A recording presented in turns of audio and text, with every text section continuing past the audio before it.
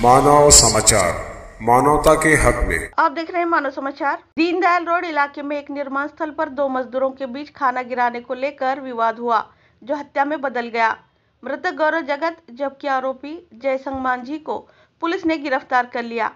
Police जांच में जुटी है। दीनदयाल रोडला एक कन्स्ट्रक्शन साइट आहे, त्याच्यावर ओरिसाचे काही मजूर आहेत, एकाच गावातले रहिवासी आहेत। तर त्यांच्यामध्ये आरोपी आणि मयत याच्यात आणि इतरांच्यात आरोपीने जेवण सांडण्यावरून वाद झाला। 8-8:30ला त्यांच्यात परवा दिवशी वाद झाले आणि नंतर सगळे वर झोपायला गेल्यानंतर आरोपीनं जो झोपेतच जो झोपला होता मयत, त्या मयताच्याच डोक्यात त्याने बांबूने वार करून त्याचा खून केलेला आहे। तर त्याला आम्ही अटकही केली आरोपीला आणि तपास जारी है। उल्लासनगर के कुख्यात अपराधी को एमपीडीए के तहत कार्रवाई, एरोडा जेल भेजा। कल्याण के उल्लासनगर पुलिस ने कुख्यात अपराधी विकास अशोक शिंदे उर्फ पप्पा के खिलाफ सख्त कार्रवाई की है। 22 वर्षीय शिंदे के खिलाफ 12 आपराधिक मामले दर्ज हैं, जिनमें हत्या का प्रयास, अवैध वसूली और ड्रग्स जैसे गंभीर अपराध शामिल हैं। उसे एमपीडीए के तहत पुणे की एरोडा जेल भेजा गया है। पुलिस ने इलाके में सुरक्षा बढ़ाने का फैसला लिया है। आमच्या पोलीस स्टेशनच्या रेकॉर्डवरील गुन्हेगार विकास उर्फ पप्प्या अशोक शिंदे हा जो आहे तो हनुमाननगर भागामध्ये उल्हासनगर इथं राहतो आणि मागील 5-6 वर्षापासून याच्यावरती बरेचसे गुन्हे दाखल आहेत। उल्हासनगर पोलिसला याच्यावरती 9 गुन्हे दाखल आहेत व इतर पोलिसांना 3 गुन्हे, असे एकूण 12 गुन्हे त्याच्यावरती दाखल आहेत। याच्यावरती सुरुवातीला 110 प्रमाणे कारवाई करण्यात आली होती सन 2022 मध्ये, तरी देखील 110 प्रमाणे कारवाई केल्यानंतर सुद्धा त्याच्यात सुधारणा झाली नव्हती। त्यानंतर त्याच्यावरती तडीपारीची कारवाई करण्यात आली होती। तडीपारीची कारवाई केल्यानंतर देखील तो हद्दीत येऊन गुन्हे करायचा आणि त्याच्या त्या वर्तनात बदल सुधारणा झालेली नव्हती। त्यामुळं त्यांनी गुन्हा केल्यानंतर त्याच्यावरती एमपीडीए प्रमाणे कारवाई करण्यात आली, कारण हा समाजासाठी जास्त धोकादायक झालेला होता आणि त्यामुळे त्याच्यावरती एमपीडीए अंतर्गत कारवाई केलेली आहे। या ठाणे जिल्ह्यातील या वर्षीची ही पहिली कारवाई आहे। यामध्ये माननीय पोलीस आयुक्त साहेब, तसेच आमचे रिजन सर माननीय जाधव साहेब, सह पोलीस आयुक्त साहेब चव्हाण साहेब आणि त्याचप्रमाणे आमचे डीसीपी सर श्री गोरे सर व एसएफ साहेब पोलीस साहेब यांनी यामध्ये मार्गदर्शन केलं होतं। त्यांच्या वर्षाखाली हे जे एमपीडीएचे डॉक्युमेंटेशन झालं आणि त्यानंतर याला काल मंजुरी मिळाली।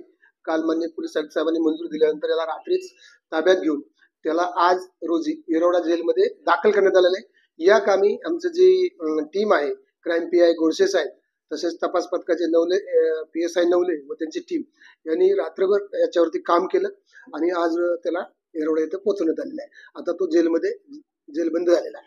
धुलिया पुलिस ने 6.5 लाख की अवैध शराब जब्त की। Dhulia mission operation all out के तहत धुले पुलिस ने एक पिकअप ट्रक से 6.5 लाख रुपए मूल्य की अवैध शराब जब्त की। गोपनीय सूचना के आधार पर एलसीबी ने वाहन रोका और ड्राइवर को गिरफ्तार किया। शराब का स्रोत और गंतव्य जानने की जांच जारी है। पुलिस इंस्पेक्टर श्रीराम पवार ने बताया कि अवैध गतिविधियों पर कड़ी नजर रखी जा रही है। एलसीबी पथकाला गोपनीय माहिती मिळाली होती की अंदाजे 6.5 लाखाचा दारूचा अवैधरित्या वाहतूक व विक्री यासाठी जळगाव जिल्ह्यामध्ये जाणार आहे। त्या पद्धतीने आम्ही नाकाबंदी लावली आणि संशयित वाहन ताब्यात घेतल्यानंतर बातमीमधील वर्णनाप्रमाणे आम्हाला रॉयल स्टॅग डिलक्स विस्की याचे 23 बॉक्स आणि imperial blue superior grain whisky याचे 7 बॉक्स आणि महिंद्रा पिकअप असा एकूण 6.5 लाखाचा मुद्देमाल ताब्यात घेतला। सदर चोरटी वाहतूक करताना मिळून आलेले वाहन व मुद्देमाल व त्यातील आरोपी हकीम याकूब पटेल राहणार जळगाव याला ताब्यात घेऊन चाळीसगाव रोड पोलीस स्टेशन यांच्या ताब्यात दिलेले आहे। महाराष्ट्र प्रोहिबिशन कायदा अन्वये गुन्हा दाखल करून पुढील तपास सुरू आहे। धन्यवाद। कल्याण डीसीपी टीम ने 4 गांजा तस्कर गिरफ्तार, 2.5 लाख का नशा जब्त। कल्याण डीसीपी टीम ने 4 गांजा तस्कर गिरफ्तार, 2.5 लाख का नशा जब्त। डीसीपी स्क्वाड ने गश्त के दौरान 4 गांजा और एमडी तस्करों को गिरफ्तार किया। इनके पास से 2.5 लाख रुपए मूल्य का गांजा और एमडी जब्त किया गया। गिरफ्तार तस्करों के नाम सुनील यादव, शंकर गिरी, सचिन कावले और अमन गुप्ता है। पिछले महीने डीसीपी टीम ने कुल 19 तस्करों को पकड़ा है। डीसीपी अतुल झेंडे ने बताया कि नशीले पदार्थों की तस्करी रोकने के लिए कड़ी कार्रवाई की जा रही है। जलगांव चोपड़ा में मोबाइल फॉरेंसिक वैन तैनात, गंभीर अपराधों की जांच में तुरंत मदद मिलेगी। अब चोपड़ा पुलिस उपविभाग को मोबाइल फॉरेंसिक वैन उपलब्ध कराई गई, जिससे गंभीर अपराधों के नमूने तुरंत एकत्र किए जा सकेंगे। पहले फॉरेंसिक टीम के इंतजार में समय लगने से सबूत अधूरे रह जाते थे, जिससे आरोपियों को सजा दिलाने में अड़चनें आती थी। लेकिन अब महाराष्ट्र सरकार के नए कानून के तहत प्रत्येक उपविभाग को एक मोबाइल फॉरेंसिक वैन दी गई है। अत्याधुनिक उपकरणों और एक्सपर्ट्स की मदद से घटनास्थल पर त्वरित जांच हो सकेगी, जिससे अपराधियों को सख्त सजा दिलाने में मदद मिलेगी। मोर अपडेट्स के लिए देखते रहे मानव समाचार, हमेशा सच के साथ। मागच्या जुलै महिन्यापासून नवीन कायदे अंमलात आलेले आहेत। त्यात भारतीय नागरिक सुरक्षा कायदा म्हणजे पूर्वीचं CRPC, त्याच्यामध्ये अशी तरतूद केलेली आहे की ज्या गुन्ह्याला 7 वर्ष किंवा त्यापेक्षा जास्त शिक्षा आहे, अशा गुन्हा घडल्यानंतर त्या गुन्ह्याच्या घटनास्थळी फॉरेन्सिक एक्सपर्टला बोलवायचं आणि फॉरेन्सिक एक्सपर्टच्या माध्यमातून तिथले सर्व पुरावे आपण जप्त करायचे, गोळा करायचे, ही अशी तरतूद करण्यात आली होती। त्या अनुषंगानं शासनाने प्रत्येक उपविभागीय पोलीस अधिकारी स्तरावर एक फॉरेन्सिक व्हॅन उपलब्ध करून दिलेली आहे।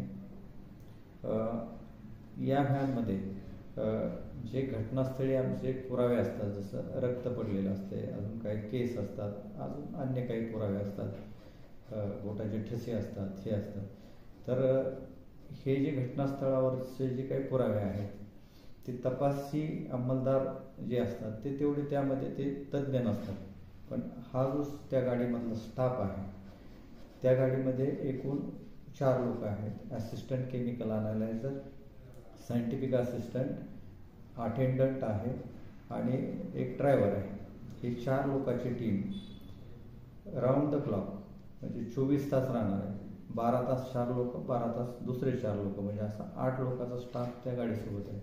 त्या गाडीमध्ये वेगवेगळी उपकरणं आहेत की ज्या उपकरणाच्या सहाय्यानं आपण जे घटनास्थळावरचे पुरावे आहेत ते व्यवस्थित नष्ट न होता आपण कलेक्ट करू शकतो, तो सीलबंद करू शकतो आणि ते साठवून पण ठेवू शकतो। जोपर्यंत फॉरेन्सिक लॅबला आपण पाठवत नाही तोपर्यंत ते साठवायची सुद्धा क्षमता तिथं आहे। म्हणजे कोल्ड म्हणजे आपलं फ्रीज, हे ते सर्व आहे त्यांच्याकडे, ते साहित्य आहे। तपासी अधिकाऱ्याला ही खूप या तपासामध्ये मोठी मदत होणार आहे। बऱ्याचदा काय होतं की तपासी अधिकाऱ्यांना व्यवस्थित ते कलेक्ट न करता आल्यामुळं ते ब्लड घेतलेलं खराब होणं, हे होणं आणि पुरावे नष्ट होतात, किंवा त्यांच्याकडे एवढी उपकरणं नसतात की ज्या उपकरणाचं बारीक बारीक असे केस पडलेले, हे पडलेले ते दिसत नाही। त्यांच्याकडे त्या लाईट आहेत, त्या लाईटमध्ये ते सगळं व्यवस्थित दिसतं आणि विशेष म्हणजे ते लोक एक्सपर्ट आहेत, म्हणजे कोणता पुरावा कसा गोळा करायचा, साठवायचा, व्यवस्थित सीलबंद करायचा, पॅक करायचा, हे त्यातले ते लोक एक्सपर्ट आहेत। आणि कधीही गुन्हा घडला तरी 24 तासची टीम अवेलेबल आहे। म्हणजे गुन्हा घडल्याबरोबर